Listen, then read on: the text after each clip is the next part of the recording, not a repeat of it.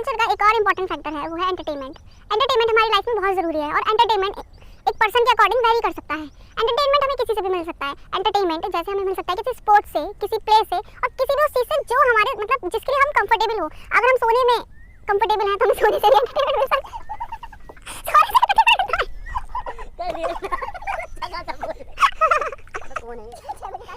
सही तो बोली, सोने से एंटरटेनमेंट होगी।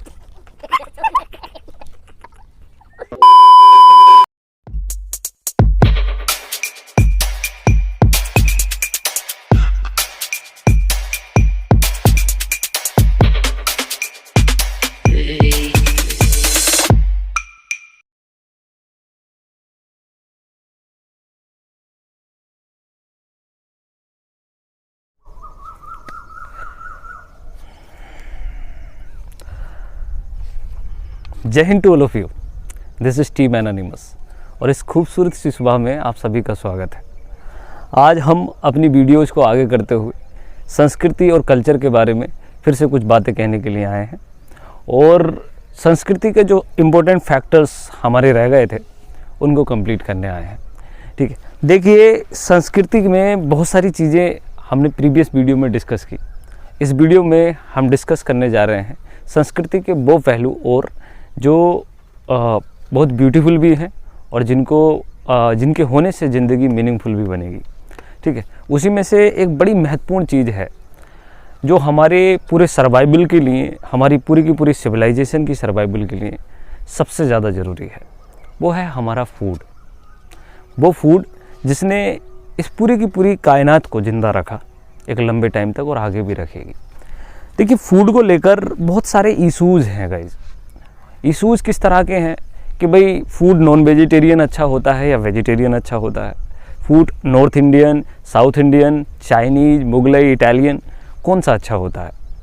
देखिए फूड को लेकर बड़ी अच्छी बात कही जाती है, शानदार, कि फूड चाहे कोई भी हो वो सम्मान का पात्र होता है, रेस्पेक्ट का पात्र होता है। और आखिर इस पूरी सिविलाइजेशन में सबसे इम्पोर्टेंट रोल सर्वाइवल के टास्क में अगर किसी ने प्ले किया तो वो फूड नहीं किया।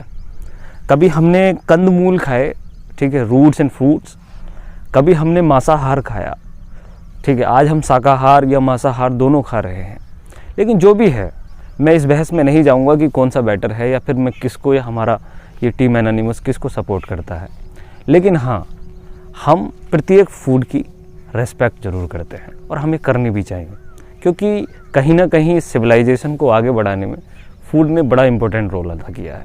अब देखिए फूड जो डिपेंड होता है और जैसे कि कल्चर डिपेंड होता है ज्योग्राफी और अल्टीमेटली उसके आसपास के वातावरण और अवेलेबिलिटी पर, तो फूड भी बिल्कुल वैसे ही बटा हुआ है। उसमें किसी का दोष नहीं या उसमें किसी पर्टिकुलरली किसी कल्चर या रिलीजन का कोई साजिश नहीं है कि भाई ये इस वजह से हुआ या इस वजह से हुआ। जिसकी जैसी ज्योग्राफी रही, ठीक है, उस प्रदेश ने, उस देश ने वैसा ही फूड अपना लिया। ठीक है, ऐसा ही फूड हमारे देश में है। ठीक है, हमारे देश में अलग अलग स्टेट्स में अलग अलग प्रकार के फूड्स हैं। ठीक है, उसमें से कुछ बड़ी इम्पोर्टेंट फूड्स हैं। वो फूड्स मैं आप लोगों के सामने डिस्कस करने जा रहा हूँ। कुछ चीज़ें आपको डेस्कटॉप पर भी दिखाई देंगी कि भाई कौन सी जगह का कौन सा फूड बड़ा फेमस है। उत्तर प्रदेश की बात करें तो उत्तर प्रदेश में तमाम प्रकार के हमें फूड मिलते हैं, बड़ी ज़्यादा फेमस फूड हैं। लेकिन बड़े फेमस हैं, पूरे वर्ल्ड फेमस हैं उसके कबाब। उत्तर प्रदेश में बड़े शानदार कबाब मिलते हैं। और अगर फूड के मामले में देखा जाए तो लखनऊ जो हमारी कैपिटल है, ठीक है, उसका कोई जवाब नहीं। ठीक है, चाहे वो टुंडे कबाब हों या फिर इतने सारे बेहतरीन जो मतलब एक तरीके के रेस्टोरेंट हैं जहाँ पर वाकई ऐतिहासिक फूड मिलता है। इसके अलावा राजस्थान, ठीक है, दाल बाटी चूरमा के लिए बड़ा फेमस है। ठीक है, सिक्किम वगैरह में मोमोज वगैरह आपको पता है कितनी इंपॉर्टेंट डिशेज़ हैं, हालांकि ऑल ओवर कंट्री में फैल गए हैं ये, लेकिन इन सब का कोई ना कोई महत्व है हमारी कल्चर, हमारी संस्कृति में। ठीक है, तो यही है कि हमें हर प्रकार के कल्चर का, हर प्रकार के फूड का रेस्पेक्ट करना चाहिए। और सबसे बड़ी बात यह है कि इन पर्टिकुलर संस्कृतियों को बचाने के लिए हमें कहीं ना कहीं इस चीज़ पर जोर देना चाहिए। इस मंच से हम जो फूड के रिलेटेड बात बताना चाहते थे वो ये भी थी कि फूड एग्रीकल्चर एंड ऑर्गेनाइजेशन जो रोम में है, यूनाइटेड नेशन की एक संस्था जो हमेशा फूड बचाने की बात करती है। ठीक है, देखिए ये बहुत बड़ी दुर्भाग्य की बात है कि पूरी दुनिया में एक पूरी की पूरी आवाम भूखा सोए, या फिर सिर्फ किसी परिवार में कोई एक पर्टिकुलर कैंडिडेट या 2 कैंडिडेट सिर्फ उन्हें खाना ना मिले। ठीक है, बिल्कुल वैसे ही कंट्री में, ठीक है, लोग होते हैं। तो हम इस चैनल से, अपने इस मंच से सभी से अपील करते हैं कि प्लीज़ फूड वेस्ट ना करें। ठीक है, फूड वेस्ट करने के बजाय, ठीक है, नीडी लोगों को बांटें, और साथ ही आसपास में जो वृद्ध आश्रम वगैरह हैं उनमें जो है आप डिस्ट्रीब्यूट कर सकते हैं। और सिर्फ भोजन उतना ही करें या फूड उतना ही ग्रहण करें जितना सच में ज़रूरत हो। ठीक है, वेस्ट ना करें। और ऐसे कोरोना संकट में, ऐसे महामारी संकट में, ठीक है, कहीं ना कहीं हमें नीडियों की मदद करनी है, जो नीडीज़ हैं। साथ में उन एनिमल्स की भी मदद करनी है जो बेचारे इनोसेंट हैं और बहुत उनको खाना भी नहीं मिल पाता है। तो ये एक छोटी सी मुहिम हो सकती है हमारे, एक तरीके से ये अपील है आप सभी से। तो food is a very good part of the culture and that is related to our meaningful life. अगर हम सच में एक मीनिंगफुल और स्वस्थ जीवन जीना चाहते हैं तो अच्छा खाना होना ज़रूरी है। Thank you. कल्चर का एक और इम्पॉर्टेंट फैक्टर है, वो है एंटरटेनमेंट। एंटरटेनमेंट हमारे लिए बहुत ही ज़्यादा ज़रूरी है। एंटरटेनमेंट एक ऐसी चीज़ है जिसमें आपका कोई स्ट्रेस नहीं होता, आप किसी चीज़ के बारे में नहीं सोच रहे होते, और ये आपके कंफर्ट जोन के अकॉर्डिंग होता है, आपके सराउंडिंग के अकॉर्डिंग होता है। जैसे आपको प्ले में एंटरटेनमेंट मिल रहा है तो आपके लिए प्ले बेटर है, या कोई आप ड्राइंग कर रहे हो, या कोई आर्ट कर रहे हो, या आप स्पोर्ट्स में हो, आप म्यूज़िक में इंटरेस्टेड हो, तो ये सब चीज़ें वेरी कर सकती हैं पर्सन्स के अकॉर्डिंग आपके एंटरटेनमेंट में। तो एंटरटेनमेंट बहुत ही ज़रूरी है हमारी लाइफ में। तो एंटरटेनमेंट की बात करी जाए तो हर कंट्री में कोई ना कोई एंटरटेनमेंट ज़रूर होता है। जैसे हमारी कंट्री में बहुत सारे एंटरटेनमेंट है, क्योंकि हमारी कंट्री में बहुत अलग अलग टाइप के कल्चर हैं। अगर देखा जाए तो हमारी कंट्री में सबसे पहले एंटरटेनमेंट के तौर पे जो स्टार्ट हुआ था वो हमारी हंटिंग थी। उसके बाद स्पोर्ट्स आया, उसके बाद डांस, म्यूज़िक, फिल्म आ गई, आपकी एक शॉर्ट फिल्म आ गई, और थिएटर हो गए एंटरटेनमेंट के लिए, पार्क्स बन गए, बहुत सारी चीज़ें डेवलप हो गई। तो ये सब चीज़ें हमने अपने अकॉर्डिंग, अपने बेस पे अपनी चीज़ें सेट कर लिया एंटरटेनमेंट के लिए। ऐसी दूसरी कंट्री ने उनके अकॉर्डिंग सेट कर लिया कि उनका एंटरटेनमेंट क्या है। तो हम नहीं कह सकते कि उनका एंटरटेनमेंट बुरा है या हमारा एंटरटेनमेंट अच्छा नहीं है।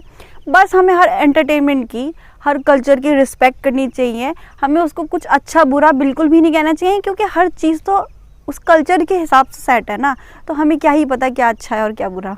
तो आइए दोस्तों, अब बात करते हैं एक बहुत ही ज़्यादा इम्पॉर्टेंट फैक्टर के बारे में, जो कि है dance. The oldest evidence we have ever got is the Tandav of lord Shiva. Dance का सबसे पुराना एविडेंस हमें अभी तक यही देखने को मिला है, जिसमें लॉर्ड शिवा ने अपने एग्रेशन को बाहर निकाला है थ्रू डांस। तो अगर हम इसको ऑब्जर्व करेंगे या फिर हम इसकी प्रैक्टिस करेंगे, हम इसको कॉपी करेंगे, तो हम लोगों को भी एक रिलीफ फील होगा, हमारे एग्रेशन को, हमारे गुस्से को एक रिलीफ फील होगा। इस चीज़ से ये प्रूफ होता है कि लॉर्ड शिवा को जो डांस है वो बहुत ही मिस्टीरियस है। डांस जो है वो अलग अलग स्थानों के, अलग अलग जगहों के हिसाब से वेरी करता है। जैसे उत्तर प्रदेश में होता है हमारा कथक एंड नौटंकी डांस, पंजाब में होता है भांगड़ा एंड गिद्दा, और जैसे राजस्थान में होता है घूमर डांस। कितना प्यारा डांस है ना फ्रेंड्स, कितना अच्छा लगता है जब सब गांव की लेडीज़ मिलके अपने स्टेट को प्रेजेंट करती हैं। But you know what, dance is nothing without music, dance is incomplete without music. तो music is a very very important factor. संस्कृति के एक अलग सेगमेंट की बात करते हैं, वो सेगमेंट जो सभी के दिल में बहुत जगह बनाए हुए है, वो सेगमेंट जिसकी सच में बहुत ज़्यादा, एक तरीके से हम कह सकते हैं वैल्यू है, बहुत ज़्यादा मूल्य है, वो है म्यूज़िक।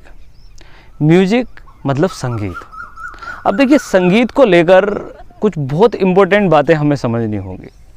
संगीत इंसान के इमोशंस से, उसकी फीलिंग से जुड़ा हुआ है। ठीक है, उसकी जैसी जैसी फीलिंग्स होती हैं, जैसा जैसा उसका मूड होता है, वैसा वैसा उसका म्यूज़िक होता है। एक्चुअली म्यूज़िक की बात की जाए तो उसके बहुत सारे टाइप्स हो सकते हैं। ठीक है, जैसे classical music, folk music, popular music, pop music. लेकिन देखो, हमें एक सिंपल भाषा में समझने के लिए अगर समझना है बात कि भाई संगीत क्या है, तो देखिए संगीत है एक तरीके की continuity of a particular sound. ठीक है, कोई भी एक ऐसी आवाज़ जो हमारे दिल तक कंटिन्यूसली पहुंचती है, ठीक है, और उससे हम एक कनेक्शन बनाते हैं। संगीत हमारे देश में हमेशा से प्रेजेंट रहा है, जब से मानव सभ्यता आई है।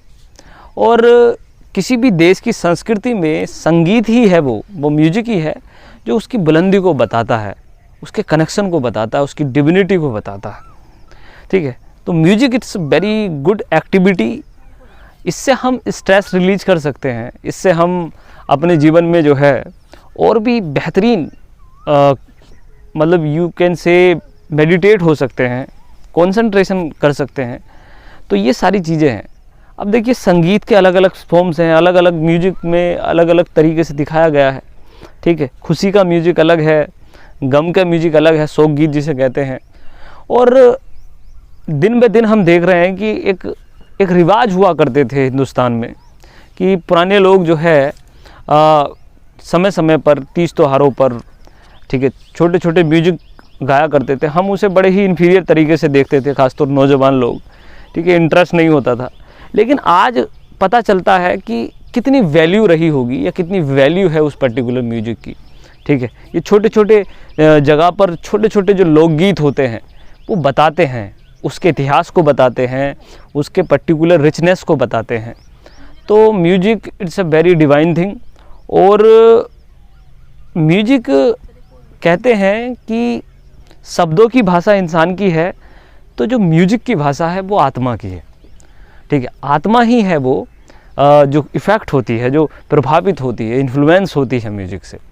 तो अगर हम अपनी आत्मा को महसूस करना चाहते हैं, लिटरली अगर हम सच में अपने कनेक्शन को और मजबूत करना चाहते हैं उस डिवाइन फोर्स से, उस डिवाइन सुपरमेसी से, तो कहीं ना कहीं हमें म्यूजिक का सहारा ज़रूर लेना चाहिए।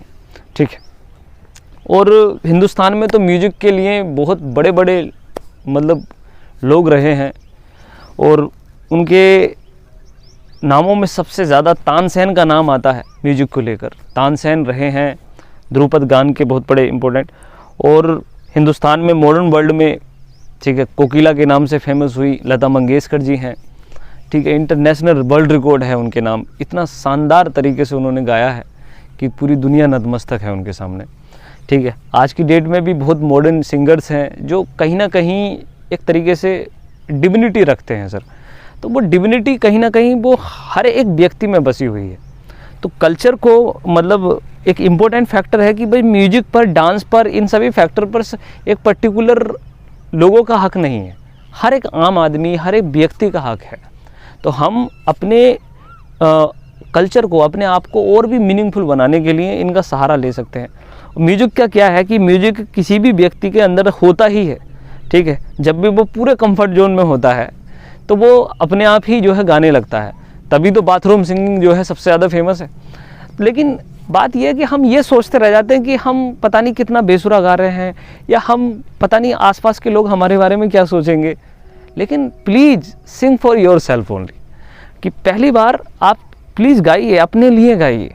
ठीक है, कोई फ़र्क नहीं पड़ता सर कि आपकी आवाज़ कैसी है, आप बेसिकली कैसा लग रहा है दूसरों को। ठीक है, but sing for you first please, it's very necessary. ठीक है, क्योंकि टेस्ट जो होता है सबका अलग अलग हो सकता है। तो आपका टेस्ट आपको अपना अच्छा लगेगा, डेफिनेटली अच्छा लगेगा। तो प्लीज़ अपनी लाइफ में, अपनी ज़िंदगी में प्लीज़ म्यूजिक को ज़रूर अपने शामिल कीजिए। ये म्यूजिक कल्चर का हिस्सा तो है ही है, साथ में एक मेडिटेशन रिलीज, एक स्ट्रेस रिलीज़ का भी एक बड़ा अच्छा माध्यम है। ठीक है, तो कुछ अलग अलग जगह के कुछ अलग अलग म्यूजिक हैं। ठीक है, और जैसे कि आप क्लिप में देख रहे हैं कि अपने खूबसूरत लम्हों को बड़े आराम से क्या किया जा सकता है, भुलाया जा सकता है थ्रू द म्यूजिक। अपने दोस्तों के साथ, अपने अपनों के साथ आप म्यूजिक का सहारा लीजिए। आप एक दस्तूर चला करता था पहले, अंताक्षरी का दस्तूर। ठीक है, हम छोटे छोटे थे, बच्चे छोटे छोटे होते हैं, अंताक्षरी खेला करते थे। लेकिन आज की डेट में ग्रुपिंग ख़त्म हो गई है, सोशल फिनोमिना ख़त्म हो गया है। तो ये कहीं ना कहीं एक्टिविटी ख़त्म होने से कहीं ना कहीं हमारे देश की संस्कृति को नुकसान तो हुआ ही है, क्षति तो हुई ही है। तो हमें इन सब चीज़ों का ध्यान रखना है। और प्लीज़ सर कूल रहिए। देखिए, जब भी आप म्यूजिक का पार्ट बनते हैं, आपके अंदर किसी भी तरीके का कोई विकार, कोई सिंड्रोम नहीं रहता, कोई किसी तरीके की जेलसी, एंगर और ये इमोशंस के फैक्टर्स नहीं रहते। तो अल्टीमेटली म्यूजिक ही वो चीज़ है जो आपको बड़े आराम से, ठीक है, एक डिवाइन फोर्स से कनेक्ट कर सकती है। तो please make a part of your life that music must be present in your life. That is very important thing. तो इस तरह से हमारा ये सेशन कंप्लीट होता है।